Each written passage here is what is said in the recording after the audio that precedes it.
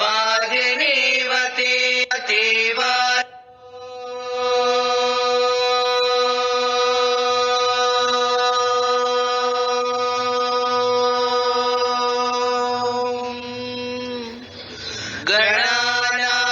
गणानां त्वा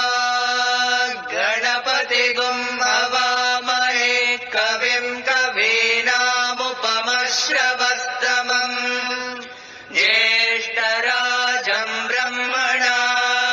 ब्रह्मणस्पत आनः शृण्वन्नोतिभिः सीदसादनम्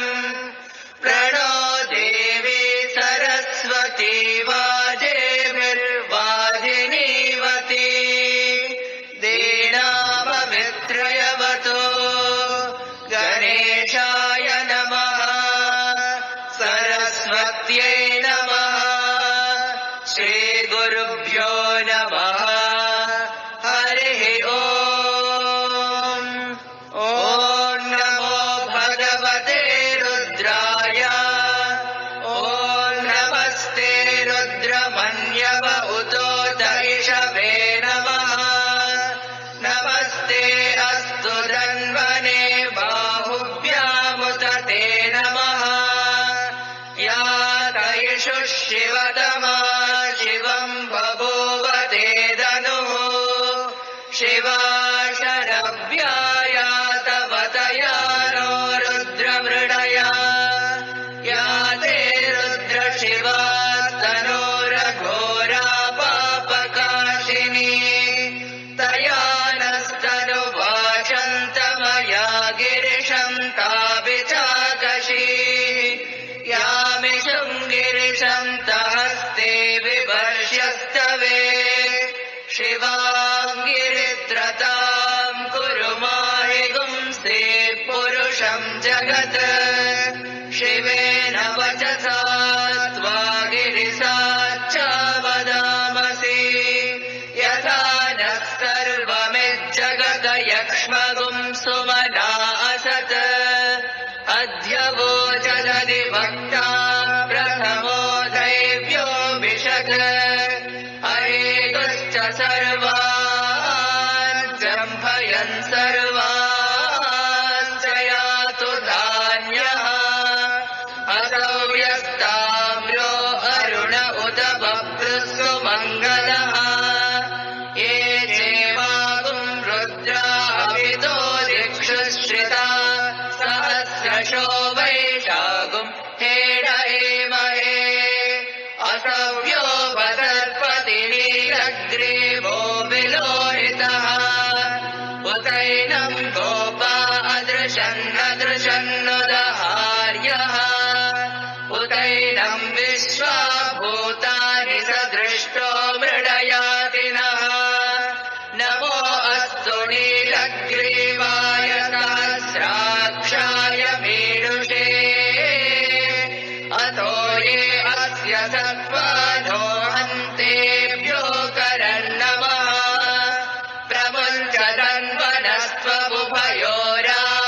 प्रमुञ्चतन्वनस्त्वमुभयोरात्रियोज्याम्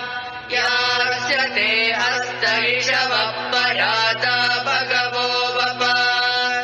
अवदत्यतनुस्त्वगुं सहस्राक्षसतेषु दे निशीर्य शल्याणां मुखा शिवो नः सुमना भव विद्यं धनुर्कपर्दिनो विशल्यो बाणवागुं उदा अनेशन्नस्येषव आपुरस्य निषङ्गतिः याते हेतिर्मीदुष्टमहस्ते बभूव ते धनुः तयास्मान् विश्वतत्त्वमयक्ष्मया परिभुजा नमस्ते अस्त्वायुधाय नातताय धृष्णवे उभाभ्यामुत ते नमो बाहुभ्यां तव धन्वने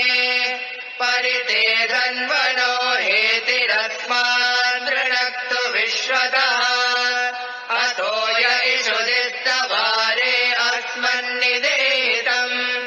नमस्ते अस्तु भगवन् विश्वेश्वराय महादेवाय त्रिपुरान्तकाय त्रिकाग्निकालाय कालाग्निरुद्राय नीलकण्ठाय मृत्युञ्जयाय सर्वेश्वराय सदाशिवाय श्रीमन्महादेवाय नमः। नमो हिरण्यबाहवे सेनान्ये दिशां प्रपदये नमो नमो वृक्षेभ्यो हरिकेशेभ्यः पशूनां पतये नमो नमः। सत्पिञ्जराय विषेमते पतीनां पतये नमो नमो बब्लुषाय विव्याधिने नानां पतये नमो नमो हरिकेशायोपवीतिने पुष्टानां पतये नमो नमो भवस्य हेत्यै जगतां पतये नमो नमो रुद्राय तथाविने क्षेत्राणां पतये नमो नमः। सूताय हन्त्याय वनानां पतये नमो नमो रोहिताय सपतये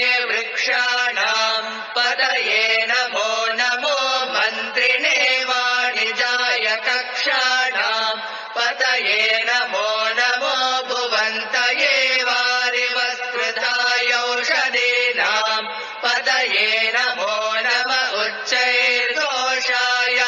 क्रन्दयते पत्नीनां पतये नमो नमः। कृत्स्नवीताय धावते सत्त्वनां पतये नमः। नमः सामानाय निर्व्याधिनः व्याधिनीनां पतये नमो नमः। सकुबाय निषङ्गिने सेनानां पतये नमो नमो निषङ्गिन इषुधिमते तत्कराणां पतये नमो नमो। वञ्चते परिवञ्चते स्थायूनां पतये नमो नमो निचेरवे परिचरायारण्यानां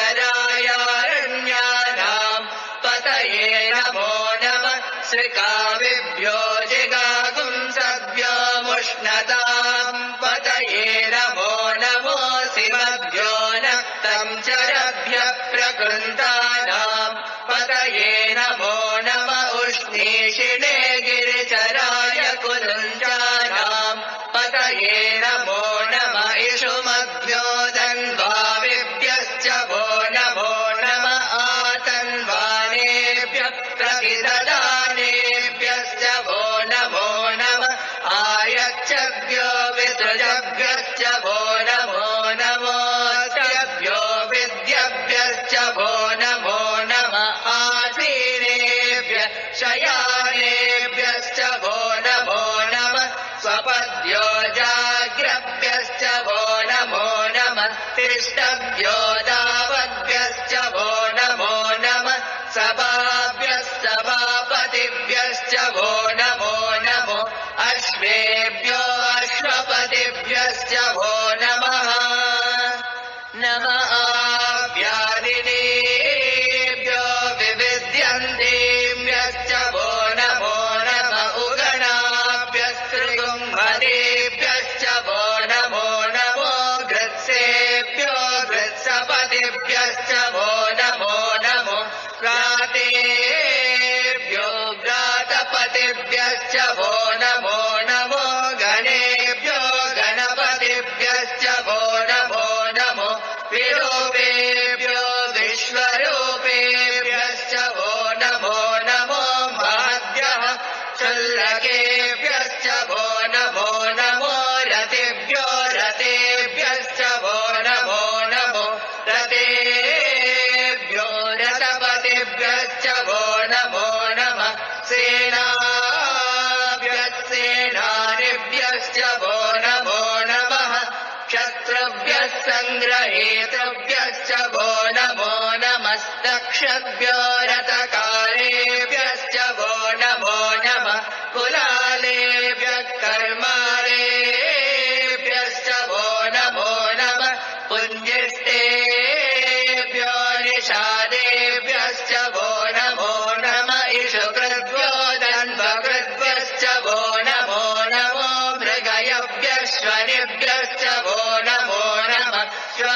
अश्वपतिभ्यश्च वो नमः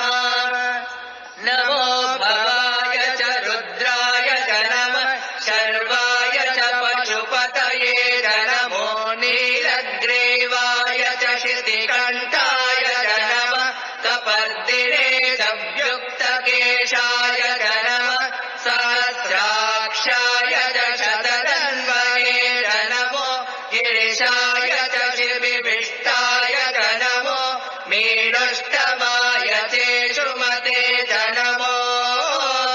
हस्वाय च वामनाय च नमो बृहते च वर्षीयते च नमो वृद्धाय च संवृद्ध्वने च नमो अग्र्याय च प्रथमाय च नमः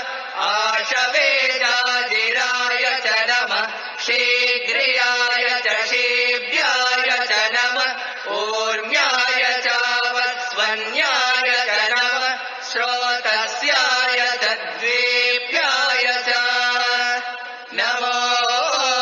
ज्येष्ठाय च कनिष्ठाय च नमः पूर्वजाय च परजाय च नमो मध्यमाय च पगल्वाय च नमो जगन्याय च बुद्धियाय च नमः सोऽव्याय च प्रतिसर्याय च नमो याम्याय च क्षेम्याय च नमः उर्वर्याय च कल्याय च नमः श्लोक्याय च वसान्याय च नमो वन्याय च कक्ष्याय च नमः श्रवाय च प्रतिश्रवाय च नमः आशुषेणाय चारुरताय च नमः शूराय च वविन्दते च नमो वर्मिणे च वरोधिने च नमो निर्विणे च कवचिने च नमः श्रुताय च श्रुतसेनाय च नमो दुन्दुभ्याय च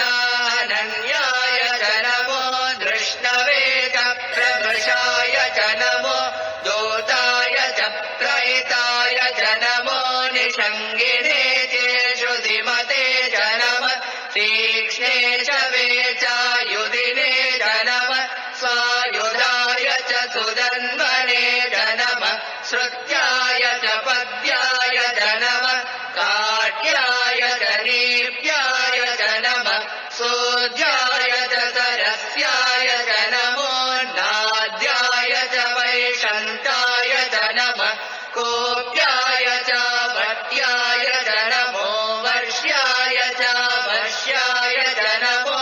मेद्याय च विद्युत्याय च नमः ईग्र्याय च तप्याय च नमो वात्याय च रेश्म्याय च नमो वास्तव्याय च वासुवाय च ॐ हर हर हर हर ॐ नमः सोमाय च रुद्राय च नमः ताम्राय च अरुणाय च नमः शङ्गाय च पशुपतये च नमः उग्राय च भीमाय च नमो अग्रे वदाय च दूरे वदाय च नमो हन्त्रे च हनीयसे च नमो वृक्षेभ्यो हरिकेशेभ्यो नमस्ताराय नमः शम्भवे च मयो भवे च नमः शङ्कराय च मयस्कराय च नमः शिवाय च शिवतराय च नमः सेव्याय च कूर्याय च नमः पार्याय च भार्याय च नमः प्रतरणाय चोत्तरणाय च नमः आतार्याय च लाभ्याय च नमः षष्ठ्याय च पेन्याय च नमः सिकत्याय च प्रभाह्याय च नम इरिण्याय च प्रपद्याय च नमः किगुंशिलाय च क्षयणाय च नमः कपर्दिने च पुलस्तये च नमो गोष्याय च गृह्याय च नमः तल्याय च गेह्याय च नमः काट्याय च गह्वरेष्ठाय च नमो हृदयाय च निवे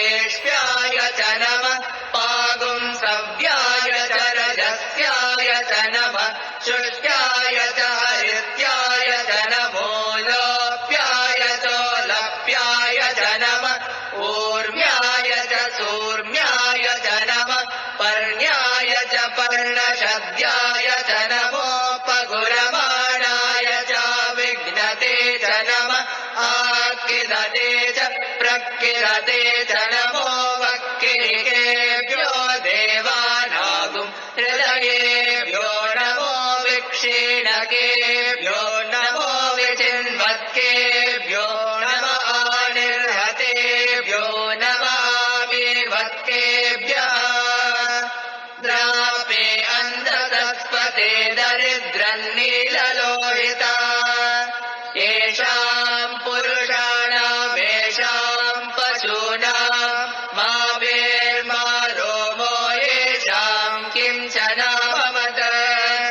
या ते रुद्र शिवा तनो शिवा विश्वाहवेषजे शिवा रुद्रस्य वेषजे तया नो मृडजीवसे इमागुं रुद्राय तवसे कपर्दिने क्षयद्वीराय प्रवरामहे मतिम्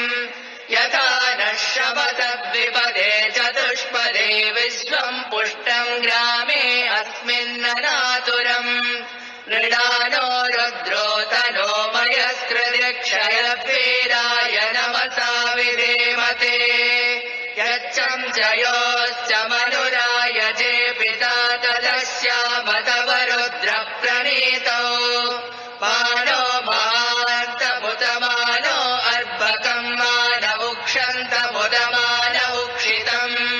मानो वदे पितरम् मोत मातरम् प्रियामानस्तनुवो रुद्ररीरिषः मानस्तोकेतनये मान आयुषि मानो गोषु मानो अश्वेषु रीरिषः वीरान्मानो रुद्रभावितो वदेत् अविष्मन्तो नमसा विधेमते आराते गोघ्नबुध पूरुषग्ने क्षयद्वीराय सुन्नमस्मेते अस्तु रक्षा च नो अलि च देव ब्रूर्यता च नः शर्म यच्चद्विवर्हाः सुविश्रुतम् गद्दतम् युवानम् मृगन्न भीममुपहग्नमुग्रम् मृडाचरिद्रे रुद्रस्तवानो अन्यन्ते अस्मन्निवपन्तु सेनाः परिणो रुद्रस्य हेतिर्वृणक्तु परित्वेषस्य दुर्मतिरगायो अवस्थिरा भगवद्भ्यस्तनुष्वमेढस्तोकायतनयाय मृडया मेढुस्तमशिवतमशिवो नः सुमना भव नरमे वृक्ष आयुधम् निधाय कृत्तिम् वसान आचर पिनाकम् बिभ्रदागहे विकिरिलविलोहित नमस्ते अस्तु भगवः यास्ते सहस्रगुम् हेतयोऽन्यमस्मन्निवपन्तु ताः सहस्राणि सहस्रदा बाहुवोस्तव हेतयः तासामीशानो भगवः पराचीनामुखाकृते सहस्राणि सहस्रशो ये रुद्रा अधिभूम्याम् तेषागुम् सहस्रयोजने वदन्वानि तन्वसे अस्मिन् महत्यर्णवेऽन्तरिक्षे भवादे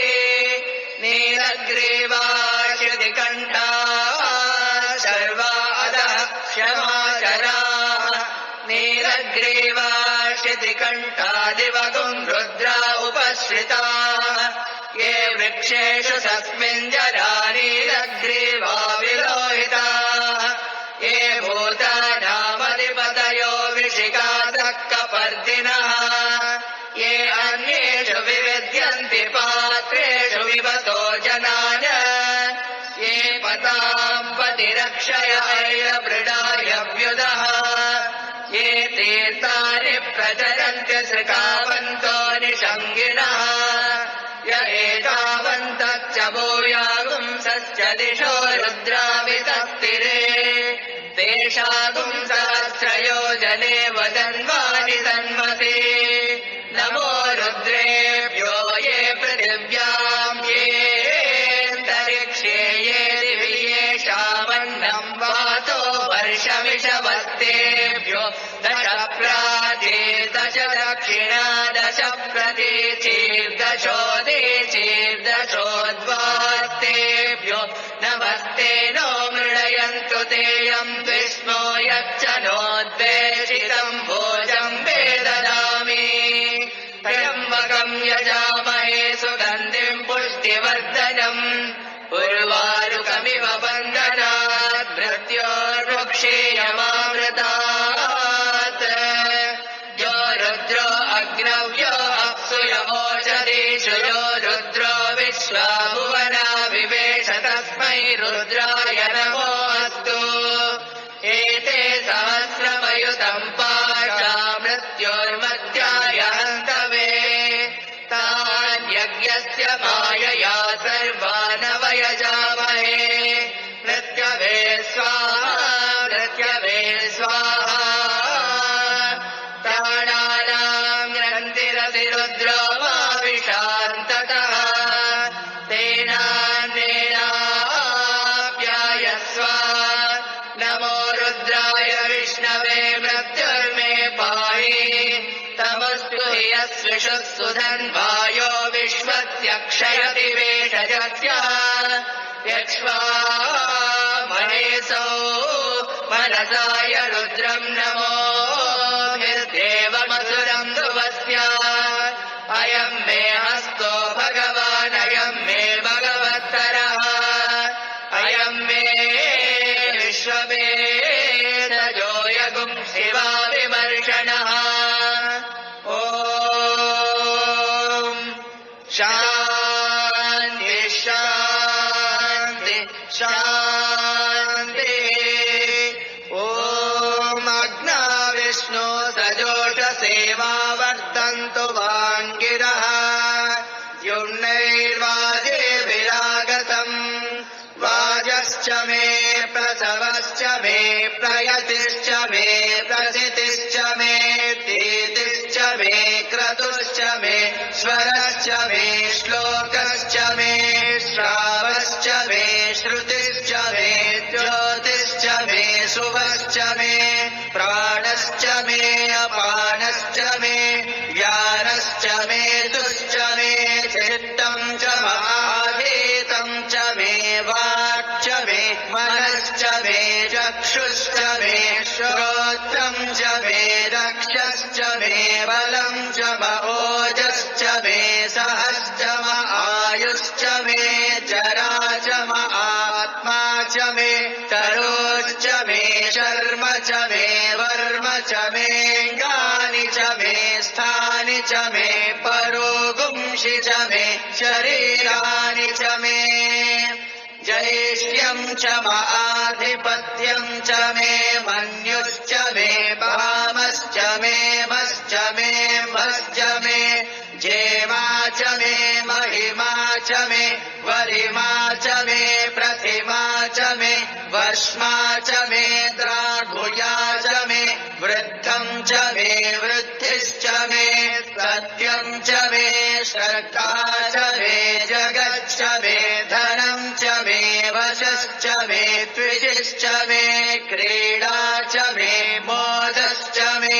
जातं च मे जनिष्यमाणं च मे सूक्तं च मे सुकृतं च मे वित्तं च मे वेद्यं च मे भूतं च मे भविष्यच्च मे सुखं च मे सुपथं च मरुद्धं च मरुद्धिश्च मे कृप्तं च मे कृप्तिश्च मे मतिश्च मे सुमतिश्च मे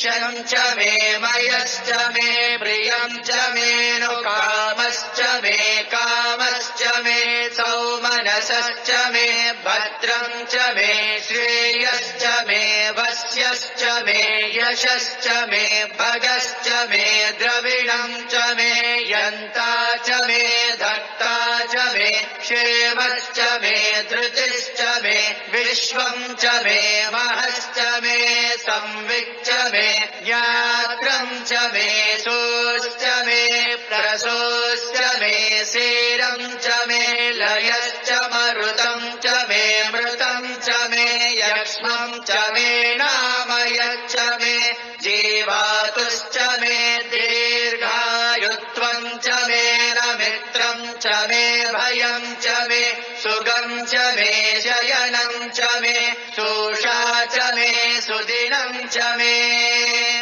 ऊर्च मे सोनृता च मे पयश्च मे रसश्च मे घृतम् च मे मधु च मे सग्धिश्च मे सपेतिश्च मे कृषिश्च मे वृष्टिश्च मे जैत्रम् च और्भिद्यम् च मे रयिश्च मे डायश्च मे पुष्टम् च मे पुष्टिश्च मे विभु च मे प्रभु च मे बहु च मे भूयश्च मे पूर्णम् च मे पूर्णतरम् च मे क्षितिश्च मे कूयवाश्च मे नम् च मे शुच्च मे व्रीहयश्च मे यवाश्च मे माशाश्च मे तिलाश्च मे मुद्गाश्च मे कल्वाश्च मे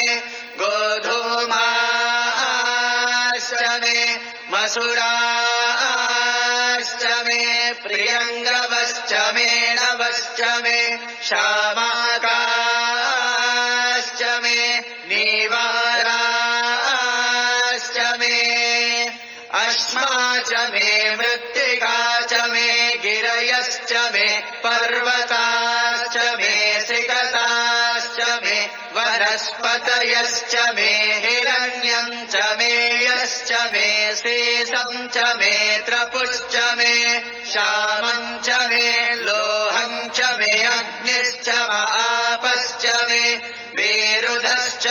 ओषधयश्च मे कृष्णपक्षम् च मे कृष्णपक्षम् च मे ग्राम्याश्च मे पशव आरण्याश्च यज्ञेन कल्पन्ताम् वित्तम् च मे वित्तिश्च मे भूतम् च मे भूतिश्च मे वसु च मे वसतिश्च मे कर्म च मे शक्तिश्च मे अर्थश्च महेमश्च महितिश्च मे गतिश्च मे अग्निश्च म इन्द्रश्च मे सोमश्च म इन्द्रश्च मे सविता च म इन्द्रश्च मे सरस्वती च म इन्द्रश्च मे पूषा च म इन्द्रश्च मे बृहस्पतिश्च म इन्द्रश्च मे मित्रश्च म इन्द्रश्च मे वरुणश्च म इन्द्रश्च मे त्वष्टा च म इन्द्रश्च मे धाता च म इन्द्रश्च मे विष्णुश्च म इन्द्रश्च मे श्विनौ च म इन्द्रश्च मे मरुतश्च म इन्द्रश्च मे विश्वे च मे देवा इन्द्रश्च मे पृथिवी च म इन्द्रश्च मेऽन्तरिक्षम् च म इन्द्रश्च मे द्यौश्च म इन्द्रश्च मे दिशश्च म इन्द्रश्च मे मूर्धा च म इन्द्रश्च मे प्रजापतिश्च म इन्द्रश्च मे अगुंशुश्च मे रश्मिश्च मे धाभ्यश्च मे धिपतिश्च म उपागुंशुश्च मे अन्तर्यामश्च म ऐन्द्रवायवश्च मे मैत्रावरुणश्च म आश्विनश्च मे प्रतिप्रस्थानश्च मे शुक्रश्च मे मन्थे च म आग्रयणश्च मे वैश्वदेवश्च मे ध्रुवश्च मे वैश्वानरश्च मरुतुग्रहाश्च मेति ग्राह्याश्च म ऐन्द्राग्नश्च मे वैश्वदेवश्च मे मरुत्वदेयाश्च मे माहेन्द्रश्च मादित्यश्च मे सावित्रश्च मे सारस्वतश्च मे पौष्णश्च मे पात्नीवतश्च मे हार्योजनश्च मे हित्नश्च मे बर्हिश्च मे वेदिश्च मे धिष्णियाश्च मे सृजश्च मे चमसाश्च मे ग्रावाणश्च मे स्वरवश्च उपरवाश्च मे धिषवणे च मे द्रोणकलशश्च मे वायव्यानि च मे भूतभृक्षमाधवनीयश्च आग्नेयद्रम् च मे हविर्हानम् च मे गृहाश्च मे सदश्च मे पुरोडाशाश्च मे पजताश्च मे ववृदश्च मे स्वगाकारश्च मे अग्निश्च मे घर्मश्च मेऽर्कश्च मे सूर्यश्च मे प्राणश्च मे श्वमेधश्च मे पृथिवी च मे दितिश्च मे दितिश्च मे द्यौश्च मे शक्वरीरङ्गुलयोदिशश्च मे यज्ञेन कल्पन्तामृक् च मे साम च मे सोमश्च मे यजुश्च मे दीक्षा च मे तपस च मरुतुश्च मे व्रतम् च मे होरात्रयोर्वृष्ट्या बृहत्रदन्तरे च मे यज्ञेन कल्पेताम् गर्भाश्च मे वत्साश्च मे त्रयविश्च मे त्रयवे च मे दित्यवाच्च मे दित्यौहे च मे पञ्चाविश्च मे पञ्चावे च मे त्रिवत्सश्च मे त्रिवत्सा च मे तुर्यवाच्च मे तुर्यौहे च मे पष्टवाच्च मे पष्टौहे च मवुक्षा च मे वशा च मरुषभश्च मे वेहच्च मे नड्वाञ्च मे धेनुश्च मायुर्यज्ञेन कल्पताम् प्राणो यज्ञेन कल्पताम् अपानो यज्ञेन कल्पताम् व्यानो यज्ञेन कल्पताम् चक्षुर्यज्ञेन कल्पताम् श्रोत्रम् यज्ञेन कल्पताम् मनो यज्ञेन कल्पताम् वाक् यज्ञेन कल्पताम् आत्मा यज्ञेन कल्पताम् यज्ञो यज्ञेन कल्पताम् एका च मे तिस्रश्च मे पञ्च च मे सप्त च मे नव च म एकादश च मे त्रयोदश च मे पञ्चदश च मे सप्तदश च मे नवदश च म एकविंशतिश्च मे त्रयोविंशतिश्च मे पञ्चविंशतिश्च मे सप्तविंशतिश्च मे नवविंशतिश्च म एकत्रिंशच्च मे त्रयस्त्रिंशच्च मे चतस्रश्च मेष्टौ च मे द्वादश च मे षोडश च मे विंशतिश्च मे चतुर्विंशतिश्च मे षाविंशतिश्च मे द्वात्रिंशच्च मे षट्त्रिंशच्च मे चत्वारिंशच्च मे चतुश्चत्वारिंशच्च मे षाचत्वारिंशच्च मे वाजश्च प्रसवश्चापिजश्च क्रतुश्च शुभश्च मूर्धा च व्यस्नियश्चाञ्जायनश्चान्त्यश्च भौवनश्च भुवनश्चाधिपतिश्च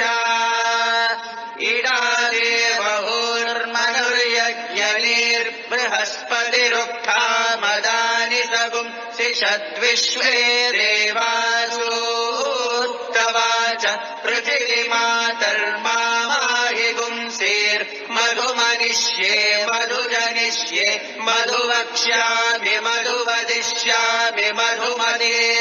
देवेभ्यो वाचमुद्यासगुं शुश्रूषेण्याम्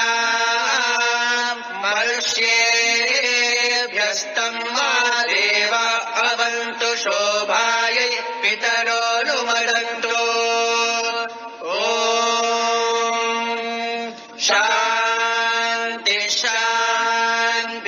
शान्तिः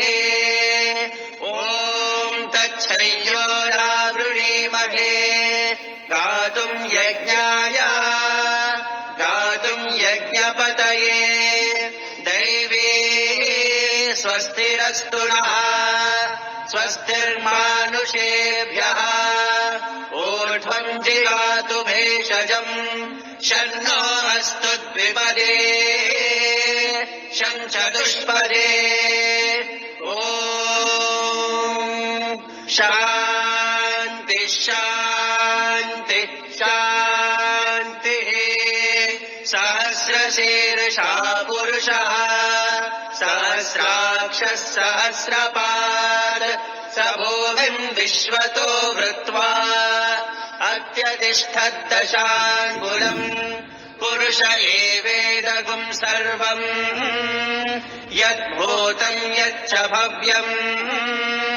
उदामृतत्वस्येषानः यदन्येनातिरोहति एतावानस्य महिमा अतो जायागश्च पूरुषः पादोऽस्य विश्वा भूतानि त्रिपादस्यामृतम् दिवे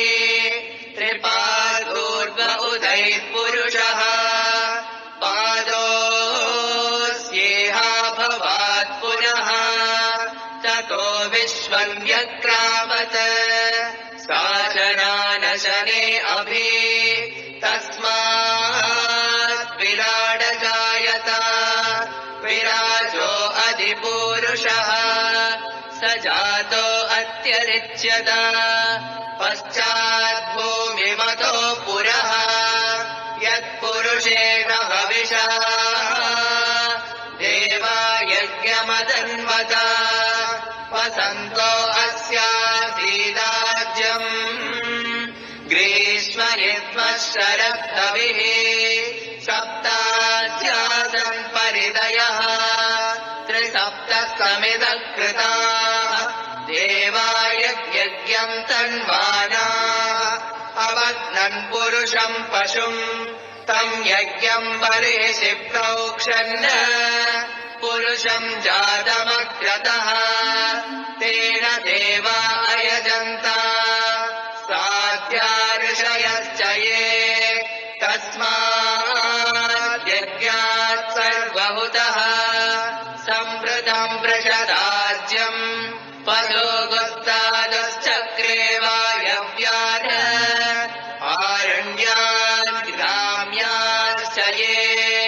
तस्मात् यज्ञात् सर्वहुतः ऋषः सामानि जग्निरे छन्दागुंसि जग्निरे तस्मात् यजुस्तस्मादजायत तस्मादश्वा अजायन्त एके चोभयादतः गावो हजग्निरे तस्मात् तस्माज्जाता अजावयः यत्पुरुषम् यददुः कदिदाव्यकल्पयन् मुखम् किमस्य कौ बाहु कावूरुपादा उच्येते ब्राह्मणोऽस्य मुखमासीत् बाहुराजन्यकृतः पूरो तदस्य यद्वैश्यः पद्यागुम् शूद्रो अजायत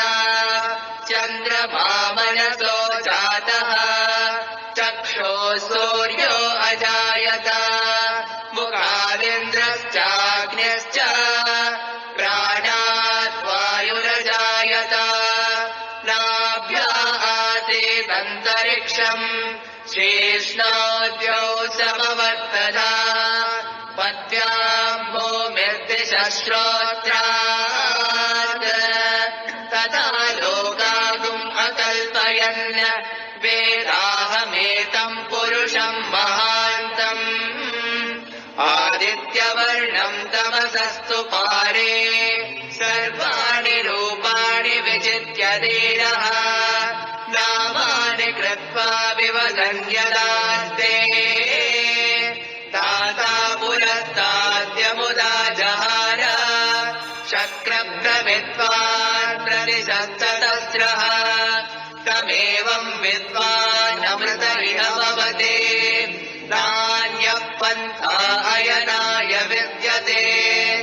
यज्ञेन यज्ञमयजन्त देवाः तानि धर्माणि प्रथमान्यासन् सेहनाकम् महिमानः सचन्ते यत्र पूर्वे साध्या सन्ति देवाः अद्य सम्भूत पृथिव्यैरताः च विश्वकर्मणः समवर्ततानि तस्य त्वष्टा विदधद्रूपमेति तत्पुरुषस्य विश्वमाजानमग्रे वेदाहमेतम् पुरुषम् महान्तम् आदित्यवर्णम् तमसः परस्तात् तमेवम् विद्वान् अमृत इह भवति नान्यः पन्था विद्यते यनाय प्रजापतिस्तरति गर्भे अन्तः अजायमानो बहुधा विजायते तस्य धीराः परिजानन्ति योऽयम् मरीचीनाम् पदमिच्छन्ति वेदसः यो देवेभ्य आदपति यो देवानाम् पुरोहितः पूर्वो यो देवेभ्यो जातः नमो रुचाय ब्राह्मये रुचम् ब्राह्मम् जनयन्तः देवा अग्रे तदब्रुवन् यद्वैवम् ब्राह्मणो विद्यात् तस्य देवा असन्वशे ह्रीष्यते लक्ष्मीश्च पत्न्यौ अहोरात्रे पार्श्वे नक्षत्राणि रूपम् अश्विनौ व्याप्तम् इष्टम् मनिषाणा अमुम् मनिषाणा सर्वम् मनिषाणा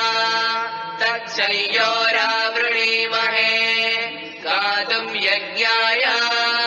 गातुम् यज्ञपतये दैवे स्वस्तिरस्तु नः स्वस्तिर्मानुषेभ्यः ऊर्ध्वम् जिगातु भेषजम् शन्नो अस्तु द्विपदे सञ्चतुष्पदे ॐ शान्ति शान्ति शान्तिः भद्रम् कर्णेभिः शृणुयाम देवाः भद्रम् पश्येमाक्षभिर्यजत्राः स्थिरैरङ्गैः स्तुष्टुवागुंसस्तनूभिः यजेम देवहितम् यदायुः स्वस्ति न इन्द्रो वृद्धश्रवाः स्वस्ति नः पूषा विश्ववेदाः स्वस्ति नस्तार्क्ष्यो अरिष्टनेमिः स्वस्ति नो बृहस्पतिर्दधातु ॐ शान्ति शान्ति शान्तिः अथ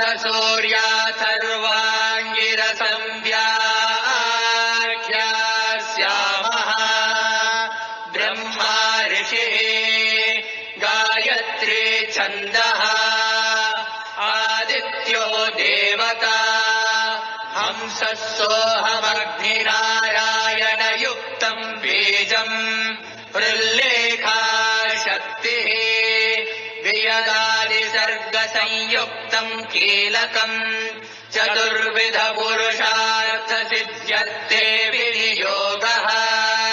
षट्स्वरारूढेन बीजेन षडङ्गम् रक्ताम्बुजसंस्थितम् सप्ताश्वरदिनम् हिरण्यवर्णम् चतुर्भुजम् पद्मद्वयाभयवरदहस्तम् कालचक्रप्रणेतारम् श्रीसूर्यनारायणम् य एवम् वेद स वै ब्राह्मणः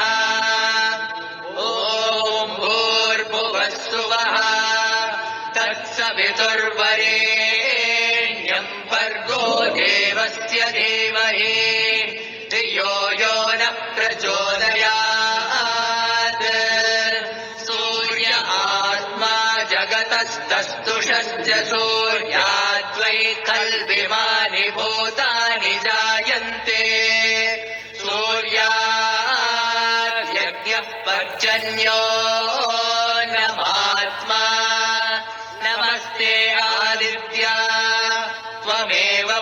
प्रत्यक्षम् कर्म कर्तासि त्वमेव प्रत्यक्षम् ब्रह्मासि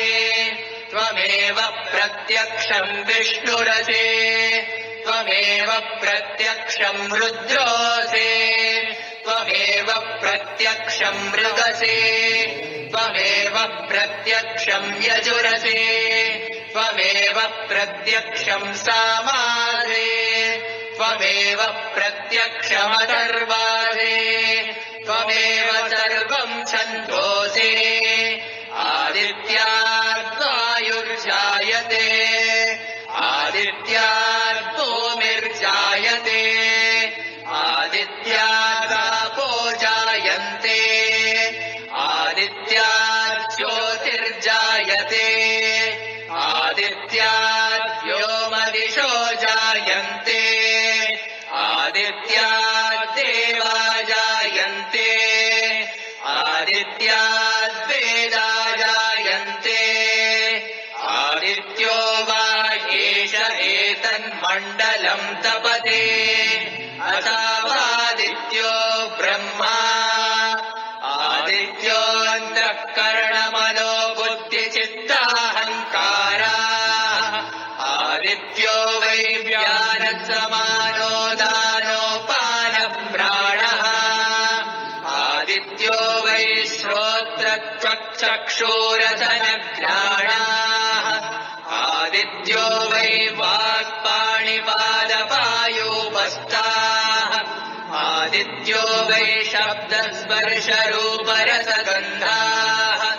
आदित्यो वै वचनादान